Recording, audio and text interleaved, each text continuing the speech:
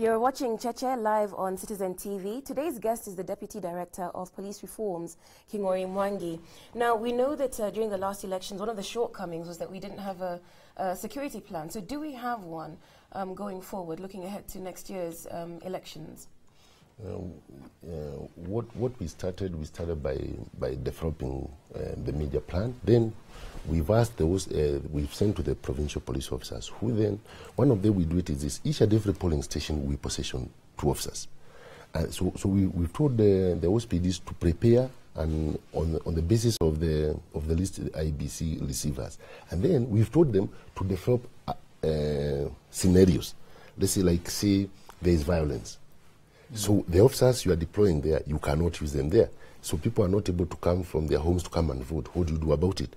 So you have to take these officers and take them out. So what do you do with these gaps? Now, how to deal with those gaps is we go and look for our other services, like National Unity Service, Kenya Wildlife Service, Kenya Forest Service. And then what we do is we give them this function of physical guarding, and then we deploy our officers on patrol and to deal with the instances of insecurity. We know. So, Kingo'ri, you are saying two police officers per polling station. That will be adequate in your view to cover if there is an eruption of violence in a polling station. As you may appreciate, if they have got 43,000 polling stations, yes, it means we have to deploy 86,000 police officers. Yes. So what we normally do is this, because that is not possible. Then we bring in the others and place them there. Then yes, the police officers are deployed outside in terms of patrolling, and then in readiness to deal with an outbreak. So we don't have a security plan, but one is, it's a work in progress. No, we normally have one, but we have to test it each and every time an election is coming. This election, Kingo'ri, is massive, yes, it and is complicated, and it will be controversial at every stage. Yes.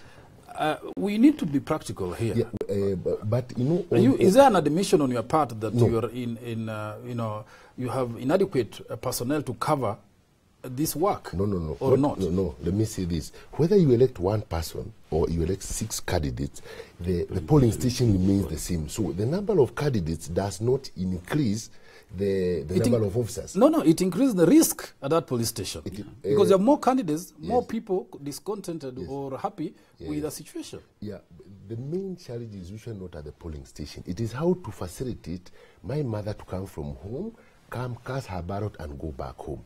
That is usually where the issues are. And that is usually where, if I want to interfere, assuming your area of, in a certain location, that is your stronghold, that's when me, if I'm competing with you, I may sponsor to interfere with your people from voting.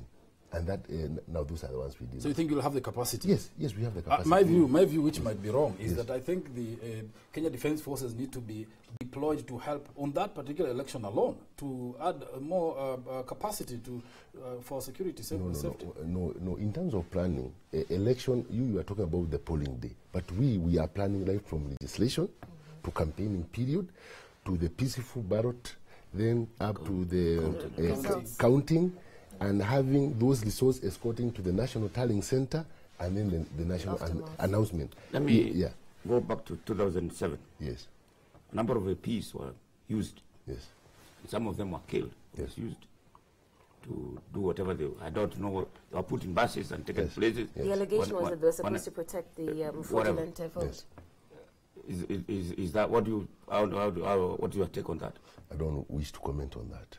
Why? I don't want to comment on that. Why not? One, as you may see, I'm talking on behalf of the Kenya Police. Yes. And, but the Kenya Police cannot hide from the Kenyan public. And you want to be the Inspector General of Police. Yes, I will. When I'm there, I'll make those decisions, very hard and unpopular decisions. But what steps are you taking to prevent this from recurring? Abuse of police. Now, right now, what we are doing is that we are working with the IBC, we are working with the DPP, we are working with the judiciary. There is a committee, a task force that has been identifying those things, and then if that would have been an election offense, right now, whoever will be doing that one will be prosecuted for an electoral offense. So I don't think anybody may wish to say that. Are you saying there is no possibility of police, particularly administrative police, being misused? I can tell you for sure no police officer will be misused by any politician. But you remember, you acknowledge the fact that they were misused. I had those allegations. And that's what I'm saying. I But don't. some were killed. Well, Some were killed in buses. It's And a fact. the And the police know that. report, I think, established that there had been AP police, administration Killed police in Kisii. trained and deployed irregularly. as you see, on that particular issue, I don't make any Okay. You comment. look very uncomfortable about this issue. Yes. No, not on this election. On those allegations Mutegi have asked me. On that one, I don't want to make a comment. Yeah. Okay, let's look at the new reformed country, new constitution, devolved government. How are the police going to be devolved in the operations, the county level? What is the structure we expect, and how are they going to work together with the county governments? There will be what is called the county policing authorities under the new Police Service Act, where the chairman, even there will be the chairman will be appointed, either will be the governor or a person appointed by the governor. One of the new opportunities is the police will be working with the communities, even in terms of preparing plans, even in terms of financial oversight of the police, and so they'll be able to identify what are the challenges there and how to respond. Because my experience, having worked in different parts of this country, the plans for Nairobi honestly cannot work in Kakamega. The ones for Kakamega may not be able to work. Let's say the people who say that like now there's controversy around the appointment of county commissioners. Yes. The people who say that under county government, the governor ought to be have the authority over the local police chief and the intelligence chief, that they need to report to him. What is your take on that? No, usually there is something people get it wrong. The chairman of security committee does not issue executive instructions.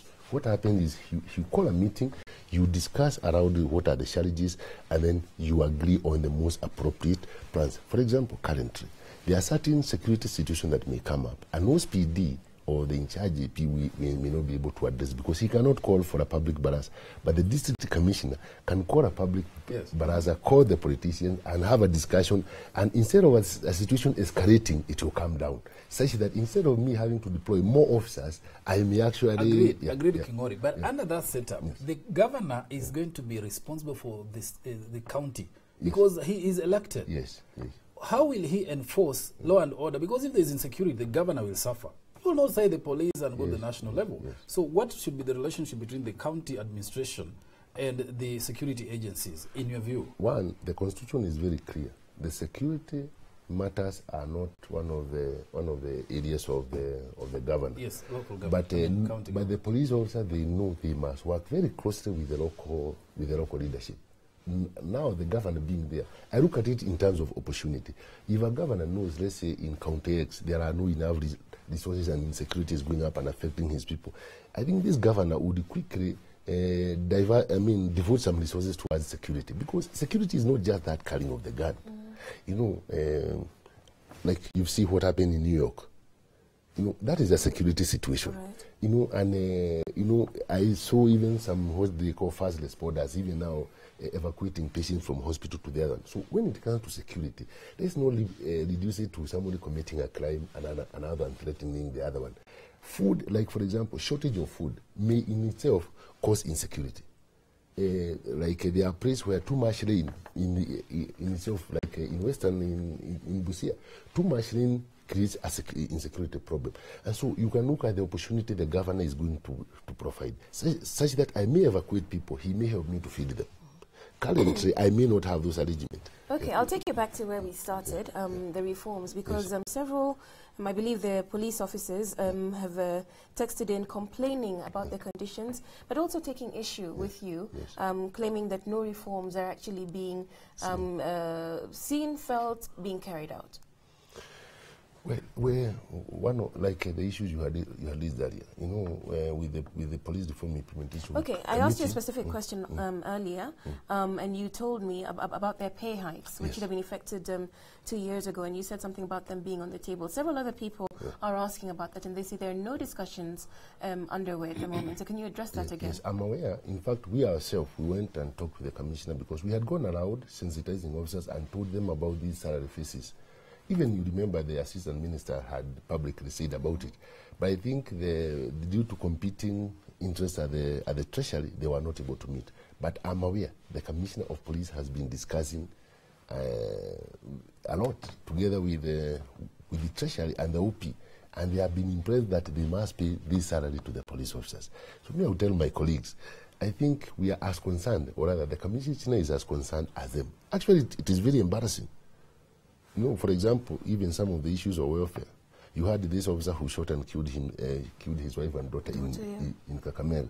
I was lucky to have been to have studied the report that was done by researchers from Kenyatta University regarding cases of suicide and homicide within the police, and that bad housing circumstances, unlike other parts of the world where a married couple is less likely to commit suicide. In Kenya police, we found majority of the officers who are killing themselves and killing their colleagues are married. When you go down and look at, you can see the family is not able to provide the insulation it ought to, because you go and find a two-bedroom house. One bedroom is an officer from a certain ethnic community that goes with their kasha, the other one and the sitting room. Now, you can imagine this officer when he's doing the patrol at night and he has left his young wife in the house. You know, and then he cannot even have a meaningful relationship with his wife. So, I think some of them, and it pushes them, some of them to go berserk. So we are aware even that the issue of welfare, it is so important for the officer. Because, like some people, Kenyans say that officers do not respect their privacy and all that. But tell me, what will an officer understand about a privacy when several of them have to live within the proximity of one another? Yeah. So as far as I'm concerned, if I enter your house at night, that is still privacy. After all, people keep entering, and we need to think about the welfare of those officers. And you denied knowledge of a strike, but somebody asks you to please endorse the strike by police officers so that we can get a salary boost for the sake of our dependents. So this is common knowledge within the police service, clearly. No, I think even 10 posting there would not say that is enough. Madam, and but it reflects the pain the officers feel. And for us, we cannot go holding placard. Let me ask you a different question about the power to arrest. Yes. We have seen clips like the demonstrations which were in Kisumu, and people throwing stones, and people beating Miguna. Yes. And the cameras have taken the clip. Yes. The police cannot say they do not know them. Yes. Why is it, since we have been PPO and SPD and all these kind of things, why would you not go and arrest somebody you have seen, he is on TV, he has committed a crime, and he got scot-free? Very easily. I will arrest him like this. I'll call that gentleman, he will record his statement. But they are not arrested. I'm talking about not being arrested. Excuse me, let me say this. I don't recall anywhere any police station Meguna went to record his statement complaining against that person. Because if I arrest that person, let alone Meguna may say, I did not complain. There were no police officers at the scene, at the meeting that where this violence happened, where this attack happened. So no arrest can be named until Meguna goes to complain? No, not Meguna. I'm saying, you see, Mutegi, you would have to complain that somebody have beaten you. But if I see somebody beating you, I will arrest you and wait for you to come for to record the statement. Because I must have something to take him to court with. If I don't have that statement of somebody complaining against him, what will I do to him? This matter of the police reforms and the welfare of the police officers, it's clear that definitely the police are doing badly in terms of their welfare, conditions of work and so forth. Yes. You seem to be having difficulty in getting the right allocation from the Treasury for your needs. That's my conclusion. KDF went in there, haggled and got more money. NSIS went in there, haggled and got more money. Shouldn't the police, the regular police, be getting more allocations than, say, the intelligence service and the KDF, given the threat of insecurity in the country? I hope the policymakers can hear you. The point David is making is that you seem to be doing a poor job of advocating for the interests of the police service, whereas others are going out and demanding and getting a share of the pie. You don't seem to be doing that. We always do that one in the confines of boardrooms and all that. But you don't think you need public support? We do. You don't seem to be trying to mobilize it. Okay. Back onto the insecurity. I mean, and following up on that KDF allocation, KDF went in Somalia, vanquished the Al-Shabaab there. But the Shabaab came to Kenya and they're causing a lot of issues, terror, attacks and so forth. How are the police dealing with this? Are you guys short of solutions? No, we are not. Especially in view of the elections coming, and this is going to be, any gathering is going to be endangered by these explosions. We are not short of solutions, because I think first we should appreciate the very good work the anti-terrorism police have been doing and arresting. And again, you've seen some politicians disagreeing, even where terrorists have been caught red-handed with the grenades, and then they say that this guy was so good he cannot even hurt a fly. But, you know, that's neither here. He didn't want to hurt a fly. He wanted to kill many people.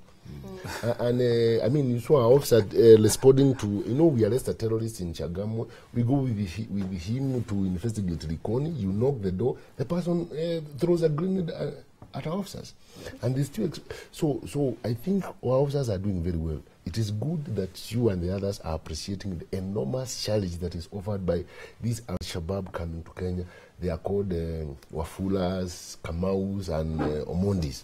And now they are here. We don't know whether how they ever converted and became those radicals. So I would suggest that Kenyans keep on helping us, keep on giving us this information. You know, there are parents who know their sons disappeared. They may have been calling them with a mobile showing they were calling from Somalia. So please give us information for us to be able to help. Okay, our time is up. Yeah. David, you have a last Just a last one with regard to police operations. I mean, we saw Mwangi of the MRC and the operation which has happened there. And this guy came out like he had been stung by 1,000 bees. Isn't that torture? I wouldn't call it torture, but you see, you also, I'm going by the information the OSPD had given out. This is not a guy who came out surrendering and saying, here I am, take me in. Yet he knew he would be taken to court and be given a board. I think the matter is in court, but I think there was a lot of resistance. But before you end the show, let me see the question you had asked me about Shomole. One of the reasons what concerns me is that after some people had made allegation alluding to Mr. Itele having been behind the killing of that guy, him together with me, we went to court and we sued. And we have sued for defamation because of those allegations.